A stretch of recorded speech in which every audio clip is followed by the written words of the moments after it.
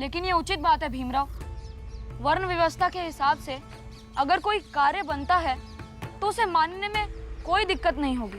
ऐसा करने से हमारी आने वाली पीढ़ियां भी इस दलदल से नहीं निकल पाएंगी। ये लोग तो बस हमें जानवर बनाए रखने की साजिश कर रहे हैं। देखो भीम, प्रतिनिधि का चुनाव हो चुका है, इसलिए उनका जो फैसला होगा ना वही सही होगा। देखिए, आप सब समझ नहीं रहे हैं। ये सब आपको बर्बाद कर रहे हैं। जीवन तत्काल भले ही सरल लगे इन सारे लोगों की बातें मानकर, लेकिन इस सरल जीवन के चक्कर में आप सब संघर्ष के महत्व को नजरअंदाज कर रहे हैं। अरे नहीं करना हमें संघर्ष, जैसे जी रहे थे वैसे ही जी लेंगे हम, बिना संघर्ष किए।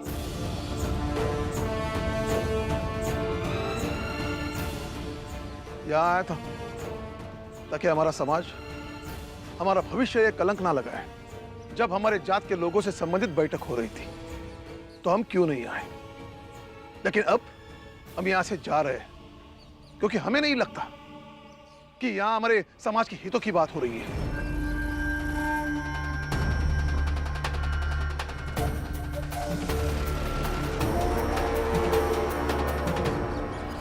नमस्ते, चल बेटा।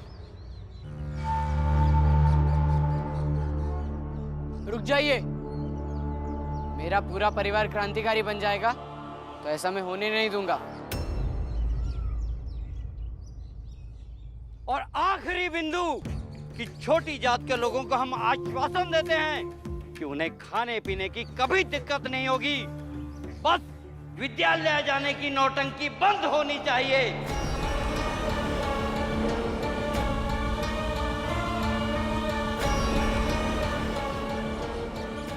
अगर कोई भी व्यक्ति या बालक विद्यालय जाता है तो तुम सबकी जिम्मेदारी बनती है कि उसे रोको,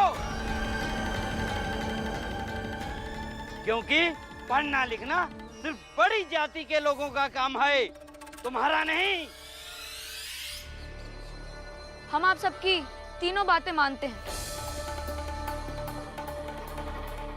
लेकिन मेरी एक शर्त है। आप सब हमारी जात के हर व्यक्ति को उनके नाम से बुलाएंगे और बेइज्जती या अपमान के स्वर में बात नहीं करेंगे। सही है विश्वास राव, अब ये तुम्हारी जिम्मेदारी बनती है कि इन 3 बिंदुओं से इतर कुछ ना हो पाए, और ये हमारी भी जिम्मेदारी बनती है कि हम तुम्हारी शर्तें पूरी करें। जी महाराज। चलो भाइयों, नए नियम के हिसाब से शुरुआत करते हैं। आज्ञा दीजिए महाराज।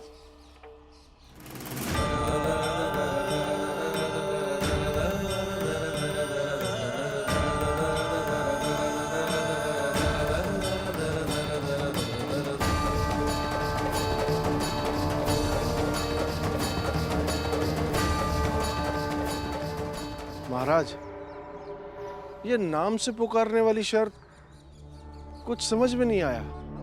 हाँ महाराज, अब हम इन्हें भी सम्मान देंगे।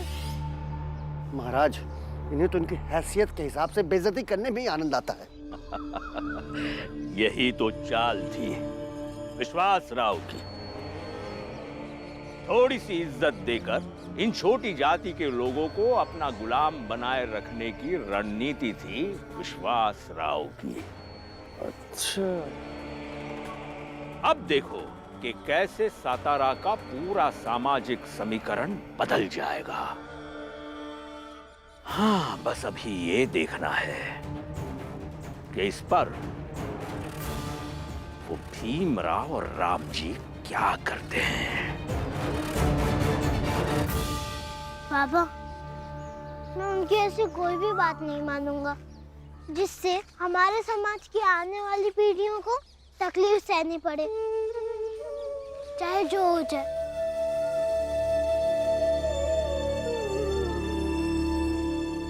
बाला भैया, भीम से सारी बातें मनवाने की जिम्मेदारी आपकी।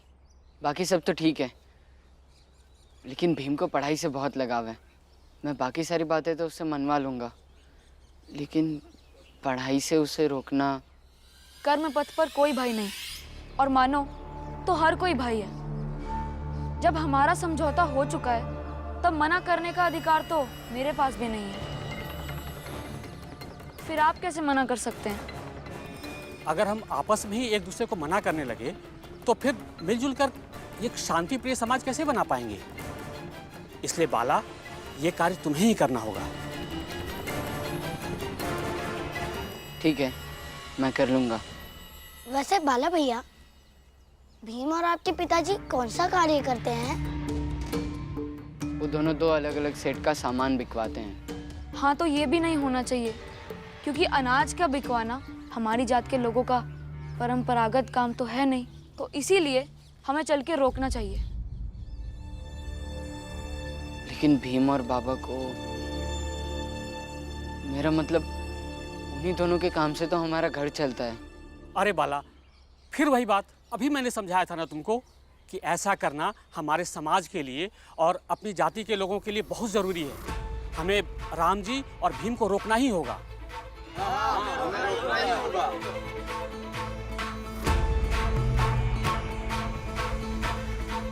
ठीक है, चलो।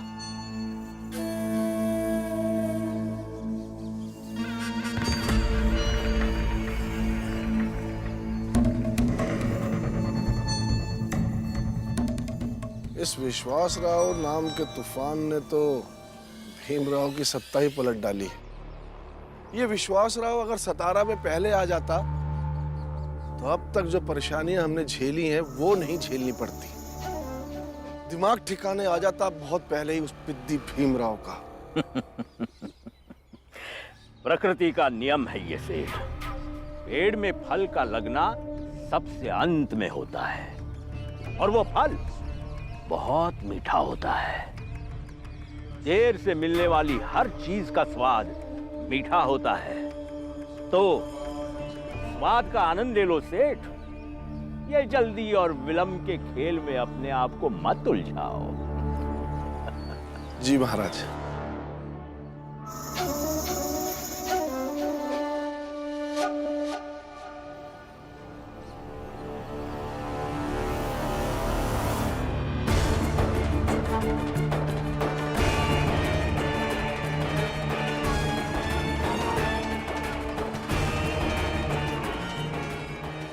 वाह महाराज वाह, आप महान हैं। आपकी सोच महान है महाराज। दूसरी बात, कुछ पैसों का बंदोबस्त करो सेठ। आज रात को सबसे छुपाकर वो पैसे तुम्हें विश्वासराव और गोपाल के पास पहुंचाने हैं।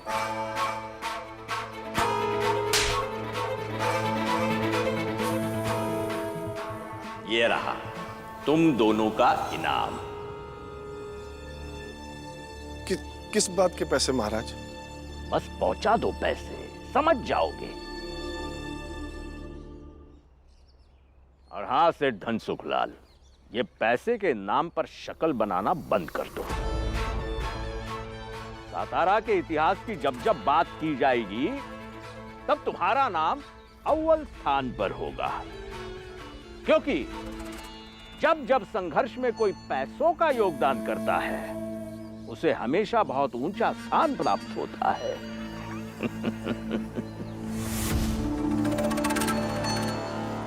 आइए आइए आइए, दाल चावल लीजिए। राजा महाराजा जो खाते हैं वो आपके घर तक लाया हूं। आइए आइए आइए, दाल चावल लीजिए। आइए आइए। राम जी, अब ये काम तुम नहीं कर सकते हो। देखिए, किस तरह का काम करना है और किस तरह का नहीं, ये व्यक्ति का व्यक्तिगत फैसला होता है। अब जाइए, मुझे मेरा काम करने दीजिए। अरे क्यों धंधे के वक्त रास्ता रोकने आ गया? चल जा, धंधा करने दे। नहीं, तुम जिन लोगों से काम करवा रहे हो उनकी जात उन्हें इस काम करने की अनुमति नहीं देती है। भीम, पंचायत का फैसला तुम्हें मानना होगा कि हमारी जात के लोग वही काम करेंगे जो सदियों से करते आए हैं, जो उनका परंपरागत काम है। तुम्हारी इस परिवर्तन की लड़ाई में मैं तुम्हारे साथ रहूंगा, उम्र भर। एक भाई के रूप से ज्यादा उस जाति के व्यक्ति के रूप में जिस जाति के हम हैं। बाला भैया, अब गुस्से में या चिढ़ की वजह से आज वो सारी बातें मानने लगे हैं जिसके खिलाफ अब कल तक लड़ जाते थे। बाला भैया, आपको समझ में भी आ रहा है कि आप क्या कह रहे हैं? और जो आप कह रहे हैं वो आपसे कौन और क्यों कहलवा रहा है? बाला भैया, हम जो काम सदियों से करते आए हैं वो काम हमें पसंद नहीं है, बल्कि वो हमारी मजबूरी है। ये काम हमसे ज़बरन कराया जाता है, इसलिए आज हम लोग उस काम को छोड़कर कुछ नया काम सीख रहे हैं, तो आप उसे फिर से रोकने आ गए। उन्हीं दोनों के काम से तो हमारा घर चलता है। अभी मैंने समझाया था ना तुमको कि ऐसा करना हमारे समाज के लिए और अपनी जाति के लोगों के लिए बहुत ज़रूरी है। आखिर तुम चाहते क्या हो? कि ये बड़ी जात छोटी जात की लड़ाई कभी खत्म ही ना हो? जब पंचायत ने फैसला किया है हमारी जात के लोग वही काम करेंगे जो सदियों से करते आए हैं, तो कुछ और काम करने का क्या मतलब? आखिर पंचायत में हमारे हित में भी तो फैसला हुआ है कि बड़ी जात वाले लोग हमें अपमानित नहीं करेंगे, छोटी छोटी बात पर तंग नहीं करेंगे। तो क्या यह हमारी जात के लिए फायदे की बात नहीं है? हाँ। लेकिन तुझे फायदे नुकसान से क्या मतलब? तुम्हें तो सिर्फ अपनी बात मनवाने में मजा आता है। लेकिन अब यहाँ पर ऐसा नहीं होगा भीम, अब तुम्हारी दाल नहीं गलेगी। सदियों से जिस चीज को हम लोग झेलते आए हैं, उसी चीज को आने वाली कई सदियों तक झेलने के लिए हावी भरने को आप दाल गलना कह रहे हैं, तो हमें सदियों अपनी दाल नहीं गलानी है। आप ही सोचिए, सदियों पहले भी हमारी जात के लोगों ने इस काम को छोड़ना चाहा होगा, लेकिन आप जैसे कुछ हमारी जात के लोगों ने बड़ी जात के लोगों का साथ पाकर उन्हें फिर से परंपरागत काम करने पर मजबूर कर दिया होगा।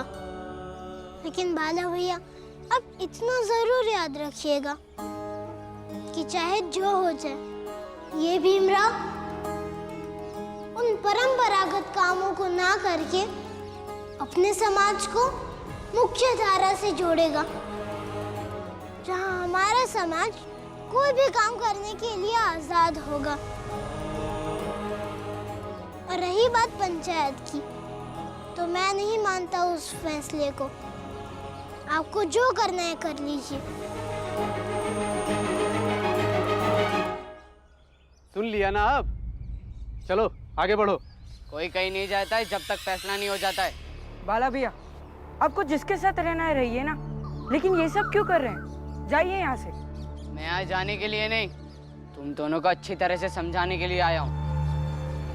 आप सबके जो समझ में आए वो कीजिए, लेकिन मैं वही करूंगा जो मुझे करना है। आप तो बड़ी जात से हैं ना, आप तो समझिए, ये इंसान समाज से बाहर नहीं है। जो सब मान रहे हैं वो इसे भी मानना होगा। देखिए, ये हमारे भाई का धंधा है। राम जी के रहते हुए ये धंधा अच्छा चल रहा है, और मेरा भाई बीमार है और भाभी उनकी सेवा में है। मैं उनकी बहन हूँ, बस भाई की मदद के लिए आई हूँ। लेकिन अगर आप लोग जाति के नाम पर इनका काम छुड़वा देंगे तो मेरा भाई खाएगा क्या? राम जी, तुम ऐसे नहीं मानोगे। क्या कर रहे हो? क्या कर रहे हैं आप? मेरी बात सुनिए। अरे क्या कर रहे हैं आप? अनाज क्यों फेंक रहे हैं? अरे आप तो हमारे जाति के हो।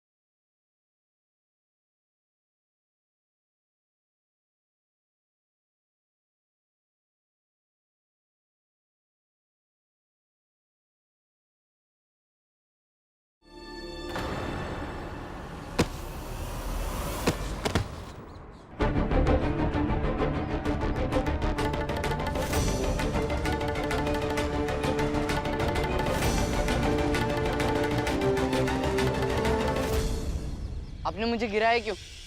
क्या बदतमीजी है ये? यही सवाल मैं तुमसे पूछ रहा हूँ कि ये क्या बदतमीजी है? तुमने भीम के ठेले को पलटा क्यों? पंचायत ने फैसला किया है, सब अपनी जाति के अनुसार काम करेंगे। यदि पंचायत ये तय कर दे कि तुम अपने घर को फूंक दो, तो क्या तुम अपने घर को फूंक दोगे? घर फूकने की बात नहीं है काका, यहाँ पर जातियों के काम की बात है। ये पंचायत और ये समाज ने तो हमारे बिरादरी के लिए सारे गंदे काम छोड़ रखे हैं। इससे मुक्ति पाने के लिए हम हजारों सालों से लड़ रहे हैं, लेकिन आज तक मुक्त नहीं हो पाए। और जब भीम की वजह से थोड़ी रोशनी हमें दिख रही है, तो तुम फिर से उसी अंधेरे में हम सबको ढकेलने के लिए उनके साथ जाकर खड़े हो गए। पंचायत में आपने भी तो विश्वास राव का समर्थन किया था। पाला, वो मेरी मजबूरी थी, लेकिन तुम्हारी क्या मजबूरी है? तुम केवल अपने भाई से चिढ़ है, और इसी चिढ़ के चक्कर में तुम उसका विरोध कर रहे हो। और इस विरोध के चक्कर में तुम ये भूल गए हो कि इसका खामियाजा हम सब ही नहीं, हमारी पूरी बिरादरी भुगत रही है। देखिए ऐसा है, मुझे लगता है भीम ने आपको भी ज्ञान की गुट्टी पिला दी है। मुझे पता नहीं आपकी क्या मजबूरी है, लेकिन मेरी कोई मजबूरी नहीं है कि मैं भीम का साथ दूं। वो भी इसलिए क्योंकि वो मेरा भाई है।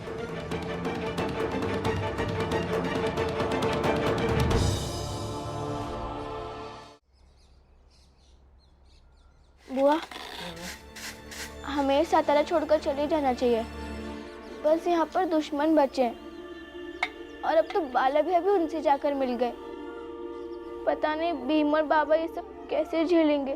बेटा, सब ठीक हो जाएगा। भीम और भैया कुछ अलग मिट्टी से ही बने हुए हैं। फिर बाला भैया अलग मिट्टी के क्यों बन गए है बुआ? बाला भैया शुरू से ही अलग बात करते आए हैं, और कई बार तो विरोध भी किया है, लेकिन इस बार उन्होंने जो किया वो बहुत गलत किया। इसलिए मैं उनसे कभी भी बात नहीं करूंगी। हाँ तो फिर मत करना बात। हाँ तो नहीं बात करूंगी बाला भैया। आज तक सुनते आई थी कि किसी के आई बाबा में से कोई मर जाता है तो उनके बाद उनका बड़ा भाई उनके भाई बहनों का आई बाबा बन जाता है, लेकिन यहाँ तो अब दुश्मन बन गए बाला भैया। कोई दुश्मन नहीं बना मैं, बस पहली बार मैं सही कर रहा हूँ और भीम गलत कर रहा है तो मैं सबके लिए दुश्मन बन गया। भीम ही हमेशा सही हो सकता है। इस सोच को छोड़कर अगर तुम सोचोगे ना तो मैं तुम्हें सही लगूंगा। हमें वो सब नहीं पता, लेकिन हम लोग ये अच्छे से जानते हैं कि भीम अगर आपसे सहमत भी नहीं होता तो ऐसा व्यवहार नहीं करता जैसा इन दिनों में आप उसके साथ कर रहे हो। किसे समझा रही हो तुम? जब घर का ही कोई व्यक्ति बाहर के किसी के बहकावे में आ जाए ना, तो उस घर का टूटना निश्चित है। बस अभी तो बचा लो जितना बचा सके।